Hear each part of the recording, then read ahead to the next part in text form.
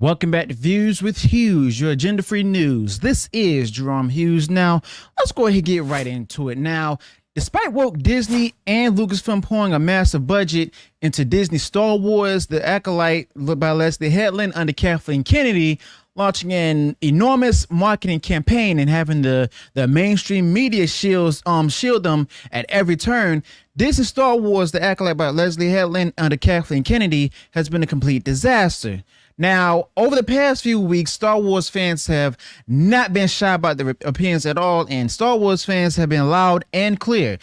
This is the worst thing to ever come out of Disney Star Wars, or just Star Wars franchise, period. And the Disney Star Wars The Acolyte Episode 7 only made things worse. Now, the media has been trying desperately to try to convince everyone that the problem lies within the fans, accusing them of review bombing, and saying they don't actually think Disney Star Wars The Acolyte by Leslye Headland under Kathleen Kennedy is bad. But they are just being toxic. But let's be real here. Anyone with a bit of common sense can actually see that the majority of people dislike Disney Star Wars The Acolyte by Leslye Headland under Kathleen Kennedy because Disney Star Wars The Acolyte by Leslye Headland under Kathleen Kennedy is simply just a whole big mess within itself. And the writing is terrible, the storytelling is weak, the character development is non-existent, and it's also damaging the essence of Star Wars with the messages that it's pushing. Now, Disney Star Wars The Acolyte by Leslye Headland under Kathleen Kennedy has been a complete failure from the start, as we can see here. From the latest viewership numbers have also finally exposed the media's lies, and the numbers are horrendous, confirming what fans have been saying all along. All right. But all of this stuff happened even before Disney Star Wars The Acolyte Episode 7 came out. Now, we finally see that Disney Star Wars The Acolyte by Leslye Headland under Kathleen Kennedy has really been about tearing down the Jedi and making them look like villains. And there's so many headlines out there, including this one, where it talks about how Disney Star Wars The Acolyte by Leslye Headland under Kathleen Kennedy, Episode 7 recap with a Jedi blame game, and Disney Star Wars The Acolyte by Leslye Headland under Kathleen Kennedy, Episode 7 recap, are the Jedi are really the bad guys, okay?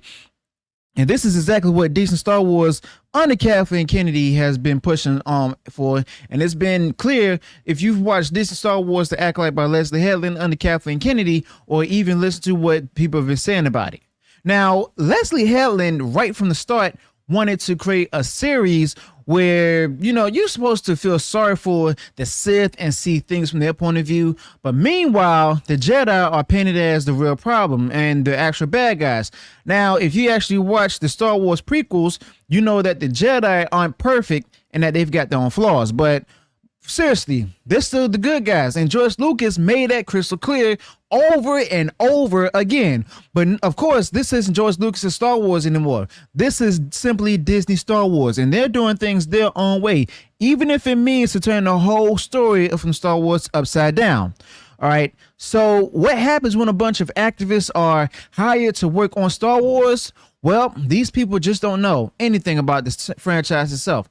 They're just basically brought in just because they're a certain sex, a sexuality, political party affiliation, skin color, not because they're knowledgeable about Star Wars or have a real passion for it. And some folks seem like in Disney Star Wars working for Kathleen Kennedy don't even like Star Wars, but that didn't stop the Kathleen Kennedy for hiring them, for choosing them as, and this is the result of the story. That's less about the rich universe itself that we love every day, but it's more about pushing the message. Now, the story all comes about criticizing those in power. The Disney Star Wars writers want to show that when people hold power, it's bad for those who are marginalized, and Disney Star Wars even introduced a whole lesbian witch cult into the story. And it seems like this is just the way for the lesbian gay writers to go ahead and project their own experiences and frustrations, saying we're different, people don't accept us, and that's what's wrong. Now, it feels like it's the message is being forced rather than a natural part of the story, and it's really pathetic. And to see this kind of writing being forced into Star Wars, okay? Now, this happens when the main goal is to push identity politics, and Disney Star Wars hire writers and actors based on their identity rather than their talent or to fit the role. And the primary focus is on the ticking diversity box instead of entertaining the audiences or creating a story. that fits within the Star Wars universe, and that's why we end up with something like Disney Star Wars The Acolyte, which is by Leslye Headland, thanks to Kathleen Kennedy, which fails to deliver what the true fans expect from a Star Wars story. Instead of staying true to the essence of Star Wars and creating engaging and entertaining story, the focus shifts on to making a political statement. Now, let me break it down to you. Now, in Disney Star Wars, The Acolyte Episode 7, they're trying to push the idea that the Jedi are the bad guys, but the way Leslye Headland and Kathleen Kennedy are doing it's just so bad and honestly really stupid. And we've spent 2 whole episodes on these flashbacks, and there's only 8 episodes in the whole series. Wasting that much time on flashbacks is, well, basically dumb. And even when Leslye Headland and Kathleen Kennedy had the chance to show the Jedi as bad, they messed it up.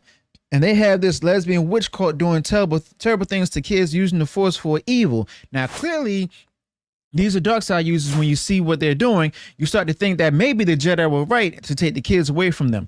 I know the people who wrote the series won't like hearing that, but maybe those kids were better off not being in that witch cult. I'm just saying. But at the same time, it gets worse. It shows that how out of touch Leslye Headland and Kathleen Kennedy are, and how they're trying to turn Star Wars into something completely different. And if you thought that there was nothing left for them to mess up, think again. They even ruined their end credit scenes by inserting a random pop song. And it's bad enough seeing Kathleen Kennedy and Leslye Headland's names all over the place, but they took it to another level with that particular pop song. Now, honestly, I wish it was a joke, but it's not. And I wish someone had just, dubbed over that music to make it look funny for other people. But sadly, this is real. People watching it saw it and felt like it was a parody, but it was actually happening. They seriously put those songs, especially for this series, into the end credits, okay? And this isn't what Star Wars is supposed to be. It never felt like Star Wars right from the start. It wasn't Star Wars when they did it. The Power of Two. Now, you can get a new hit single from The Power of Two, made especially for Disney's latest Star Wars disaster. And Disney Star Wars The Acolyte by Leslye Headland and Kathleen Kennedy, honestly, it just keeps getting worse, all right? Now, Disney Star Wars The Acolyte Episode 7 by Leslye Headland had a ton of, people said it had a lot of loose ends and unanswered questions, but instead of clearing things up, Leslye Headland and Kathleen Kennedy messed it up in the worst possible way imaginable. Now, it's what happens when you hire writers based on their gender or race instead of their talent, and you end up with a subpar product, and that's exactly what happened here.